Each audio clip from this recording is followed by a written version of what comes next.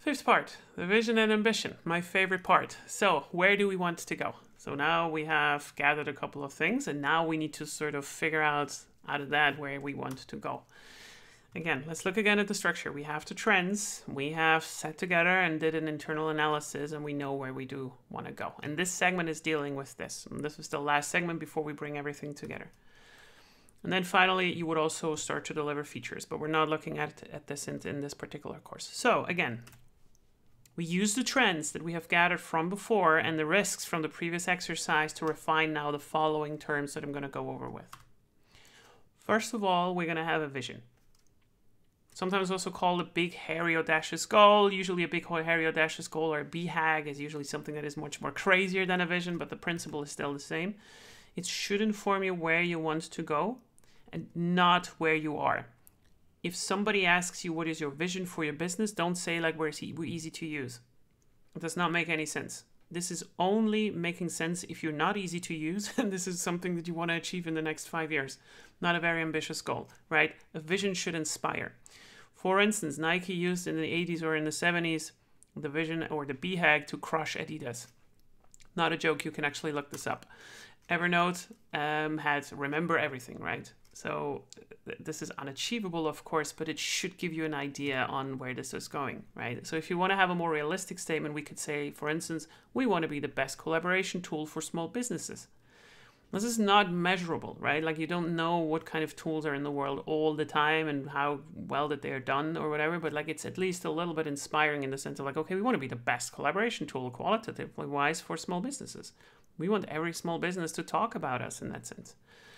So this is how you structure a vision, and it's up to you how much you want to make this aggressive or what in which scope. But do remember that it does not necessarily mean that it has to be measurable, right? This can be something inspiring, and a vision is totally fine in this regard.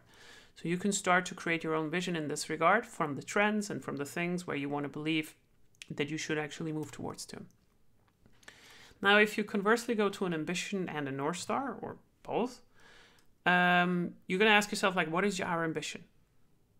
And the ambitious goal that we have can be more measurable compared to the vision that we had. So, for instance, we could say we have 10 million monthly active users by 2026. That's very, very measurable. It's not as inspiring, and it can go a little bit backwards at some point, especially if you notice that you're not reaching the particular goal. So that's why it can still make sense to have a strong vision behind and where you can then just adjust the North Star. So usually North Stars are being adjusted as you go along because it's very hard to predict where your business is in like 4 to 5 years, a vision less so. Or we could say something like, we have a 30% retention among our ICPs over 8 weeks. Like this means if you are at the moment trying to find product market fit, and we have a retention of 15% over 8 weeks. So like the majority of the people are leaving after 8 weeks. So 70 or like 85% of the people would leave. Then it might be a really good goal to say like, hey, we want to achieve a 30% retention rate, which is pretty good in most industries. And this is the goal that we have in this regard. So this means you're trying to still find product market fit. And that's one of these goals that you can actually measure. So purpose. That's another one that's quite interesting. You could also go for a purpose statement. So why do we even exist? What is the purpose of our company? That should be simple to answer. For instance, we create simple, easy to integrate collaboration tools for B2B clients so they are always aligned. That is our purpose, right? And this is also the reason why we exist. Now, this one here goes not into the future. This is really more of a statement like, hey, why do we exist? And it also unlikely changes. There was an original idea to found a company, and why are you even get out in the bed in the morning? That's a purpose statement. A final word about the ICPs, and this is like your important or your ideal customer profile, the optimal people to sell to. You need to know who you're selling to. And this is a dangerously short section for a quite complex problem. You could define who you're selling to in a strategy by size, right? So we could say, usually people say like, oh, you know, like we go for companies that have 50 employees or something.